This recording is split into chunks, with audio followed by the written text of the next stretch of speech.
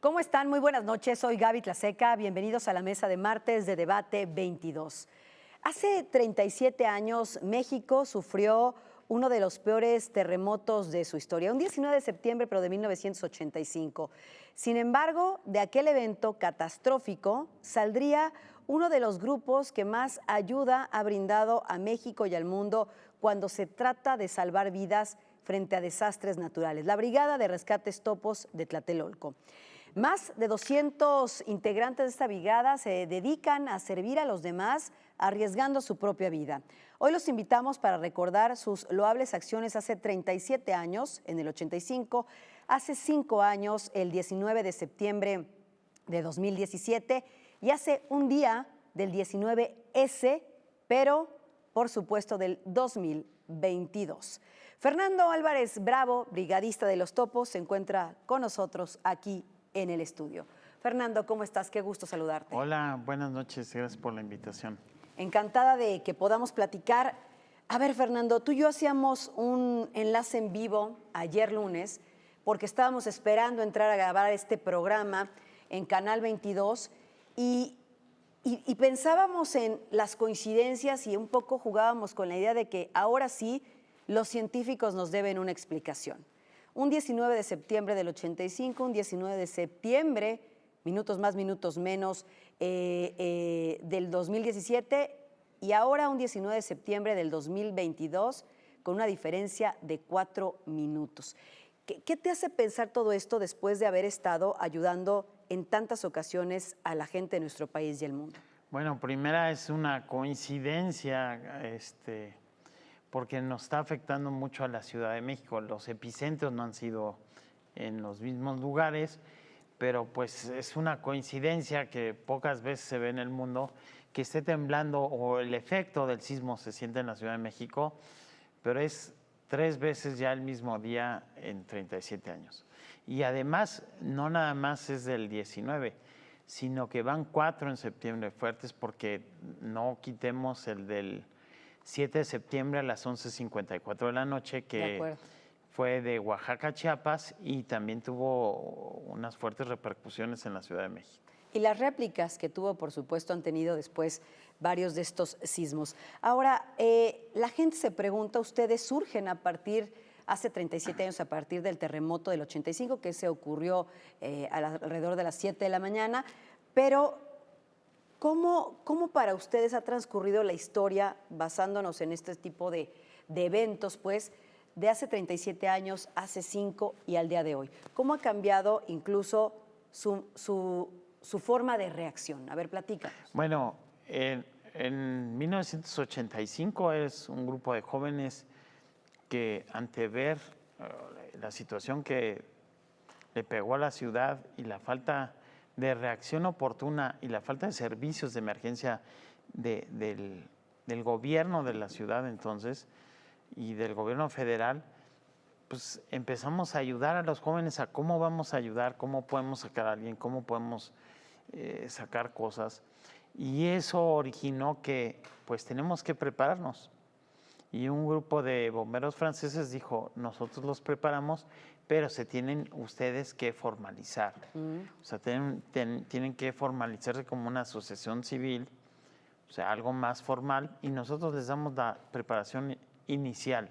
Eso fue hace 37 años, incluso nos dejaron el primer perro de búsqueda en escombros, ya entrenado en México, porque en el 85 no había ningún grupo preparado para búsqueda y rescate en estructuras colapsadas, ni tampoco tenemos ningún perro, hablo en el país.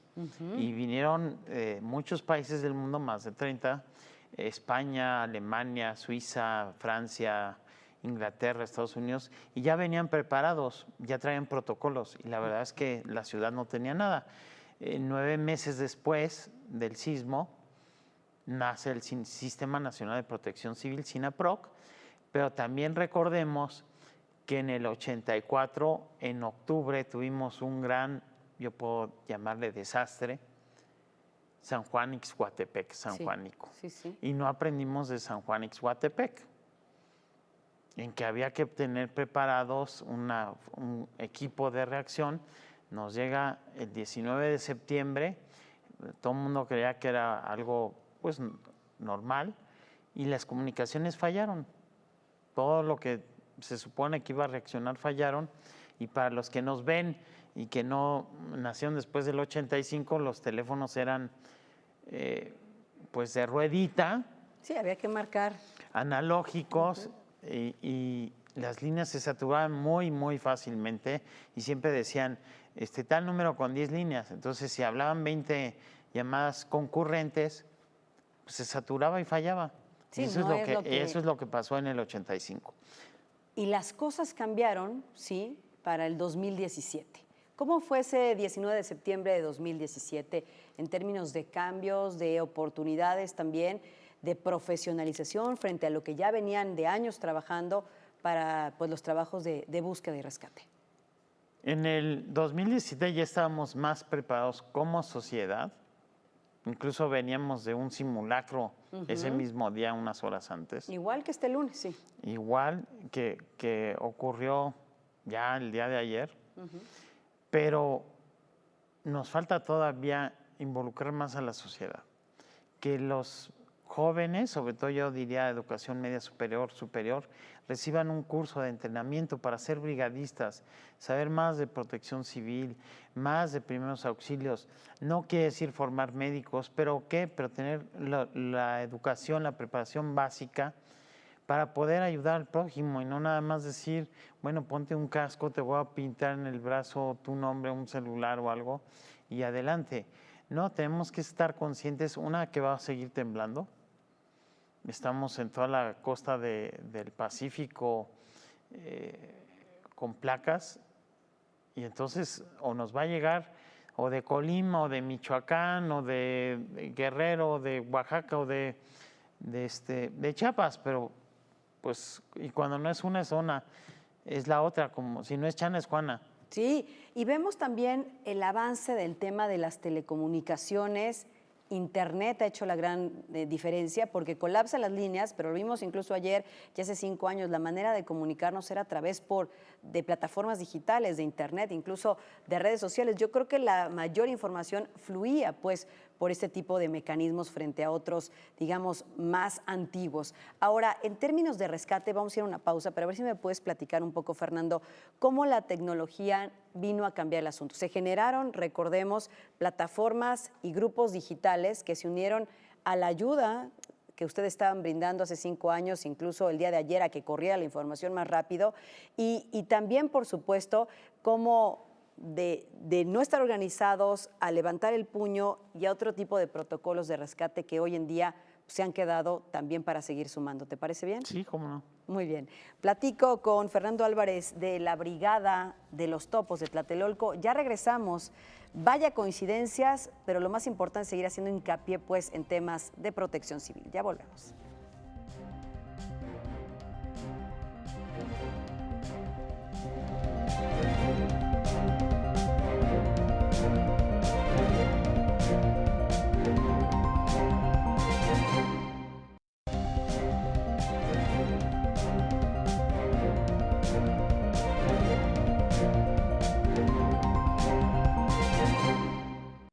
Platico con Fernando Álvarez, brigadista justamente de los Topos de Tlatelolco. Fernando, decíamos antes de una pausa que esos trabajos que ustedes hacen de búsqueda y rescate en México y en el mundo sí han cambiado conforme ha pasado el tiempo, porque se han sumado otros grupos, Verificado 19S, plataformas digitales, está hoy la tecnología para informar, para ayudar, pero ¿qué ha cambiado justamente en ese rescate gracias a la tecnología? Bueno, en el rescate ya hay cámaras digitales, ya hay amplificadores de sonido, ya hay una especie de radar.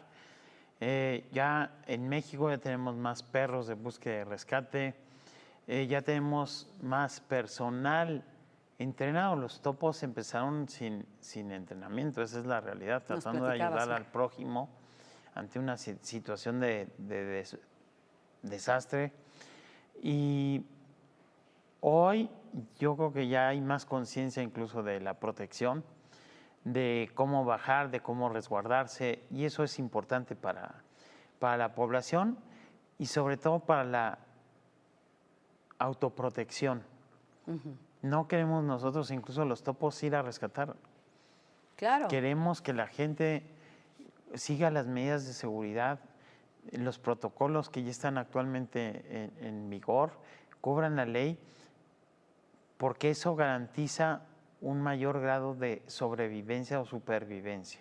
No queremos ir a rescatar, queremos ayudar a las personas a que tengan esta cultura y no tengamos que ir a rescatarlas. Claro, ahora cuando empezaron, ¿cuántos son hoy en día? Me imagino que hay muchos jóvenes y no tan jóvenes que dicen, bueno, yo quiero ayudar, ¿cómo me profesionalizo? ¿Cómo me uno a los topos? A ver, platícanos.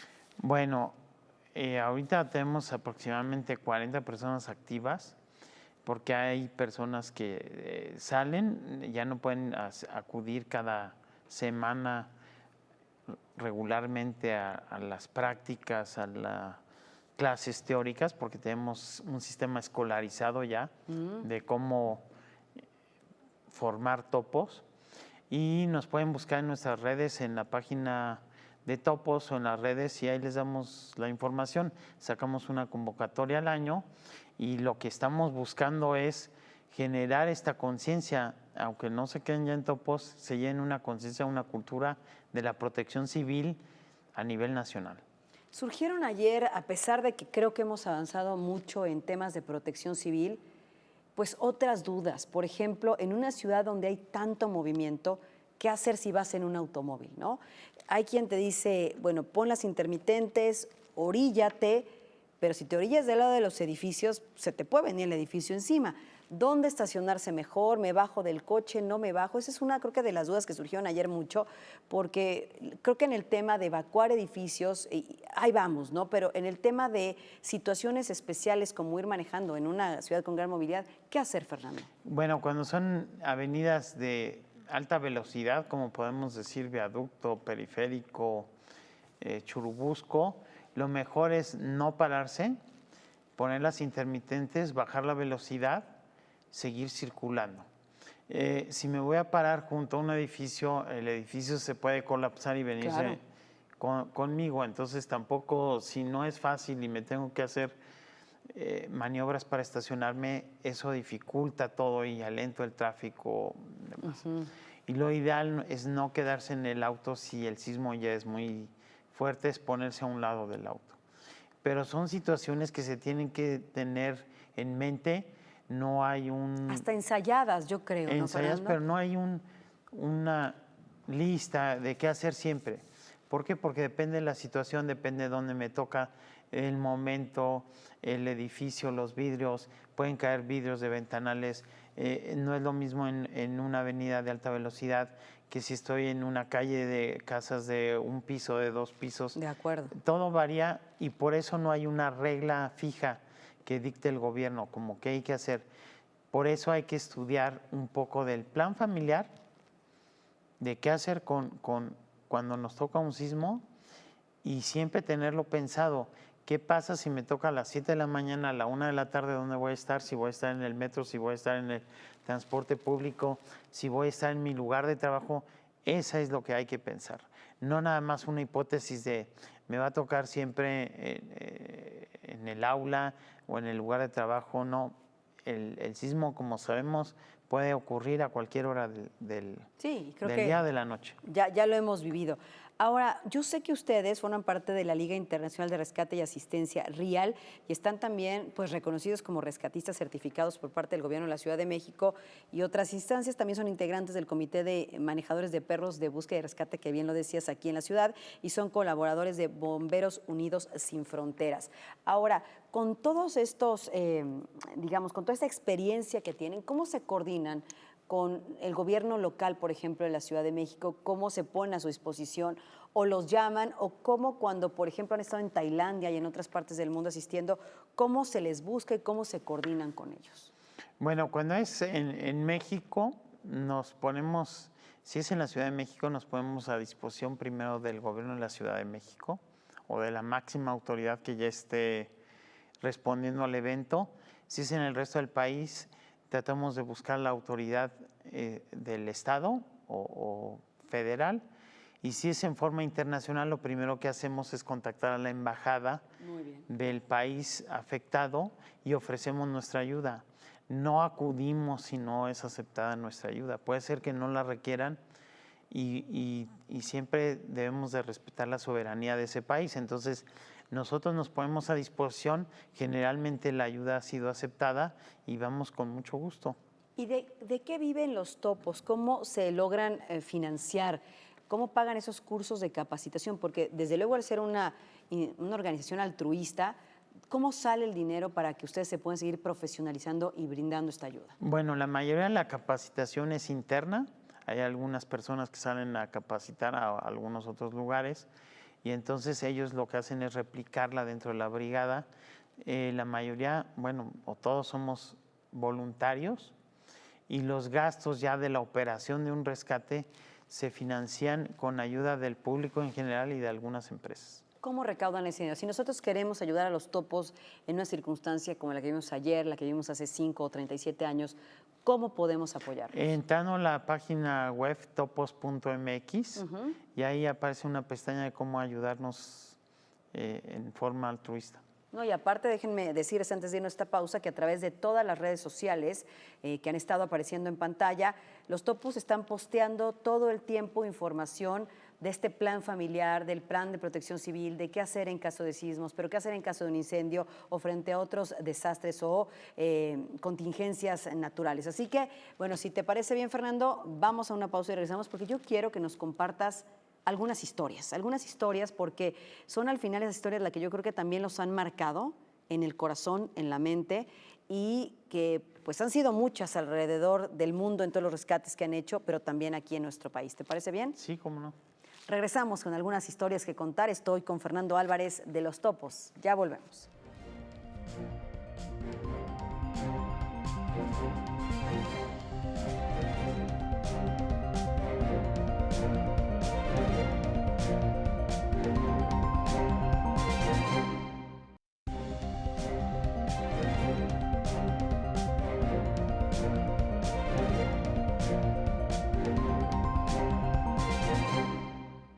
Estoy platicando con Fernando Álvarez de Los Topos y de esas labores que han llevado a cabo durante 37 años en nuestro país y en el mundo.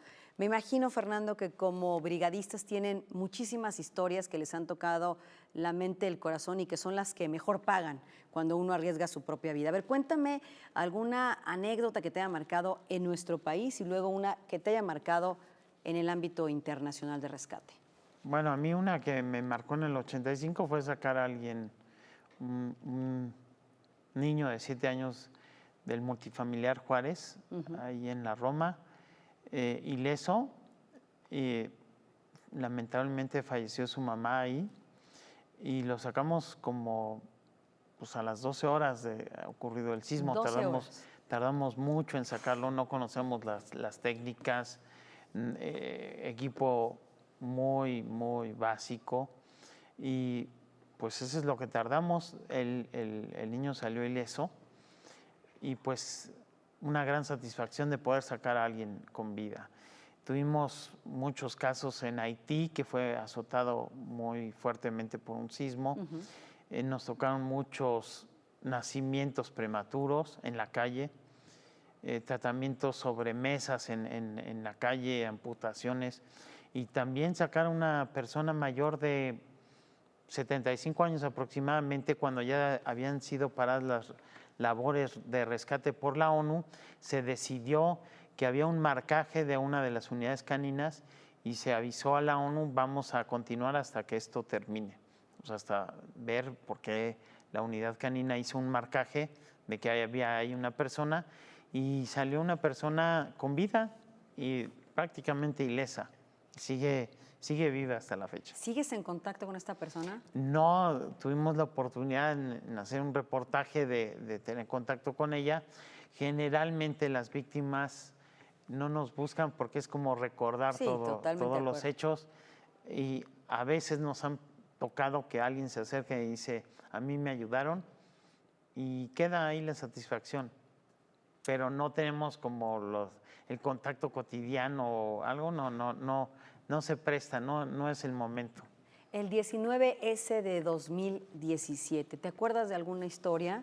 Tantas que hubo en el multifamiliar Tlalpan, en Gabriel Mancera, Bueno, en tantos puntos. Pues en Gabriel Mancera, Escocia, yo llegué a ayudar a la 1:30 aproximadamente. Había 2 edificios colapsados Sí. y de uno se logró sacar a una mujer, a una muchacha, por la parte de abajo del estacionamiento se ubicó y con otros grupos de rescate, entre ellos la Cruz Roja, logramos hacer una perforación por la parte de abajo, se apuntaló con ayuda de personal que trabajaba en las obras de por ahí, de los albañiles, y se logró sacar a la persona relativamente rápido, 2-3 horas. Imagínate, nada más la angustia que dices 2, 3 horas, pero es la muerte para quien está, desde luego, en esas circunstancias. El rescate ya es como tipo arqueológico, tienes que ir con cincel muy lento.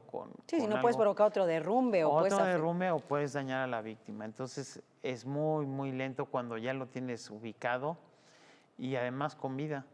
Wow, los perros de rescate, ¿qué papel tan más fundamental han jugado? Pues los binomios lo que te ayudan es a ubicar rápidamente las zonas. Cubren una gran extensión en muy poco tiempo, en muy pocos minutos. Te pueden cubrir tal vez 500 metros cuadrados en una hora de trabajo. Wow. Y entonces determinan dónde puede estar. Después de eso puedes meter sensores o empezar a ver cómo te acercas a la víctima, si logra hacer algún ruido, y de ahí sale lo de alzar la mano y silencio, para escuchar si alguien hace algún ruido que está atrapado. Necesitamos los sensores que son muy sensibles al sonido, necesitamos que todo esté en silencio. Claro. Y los perros realmente lo que nos ayuda es ubicar rápidamente la zona, porque los que son como radares hay que estarlos moviendo y se tarda como media hora en estarlo moviendo cada 3-4 metros. Entonces los perros lo que hacen, los binomios caninos, es darnos una aproximación muy rápida donde puede haber una persona con vida. Claro. Ahora, cuando uno pone en riesgo su propia vida, que es tu caso y el de los brigadistas de los Topos, Fernando, ¿qué dicen tus familiares? Porque, claro, cada vez que hay un desastre y sales tú a ayudar, a rescatar a esas personas ajenas, ¿qué te dice tu familia? ¿Qué piensan? ¿Qué pasa por tu mente? Pues siempre te dicen, cuídate.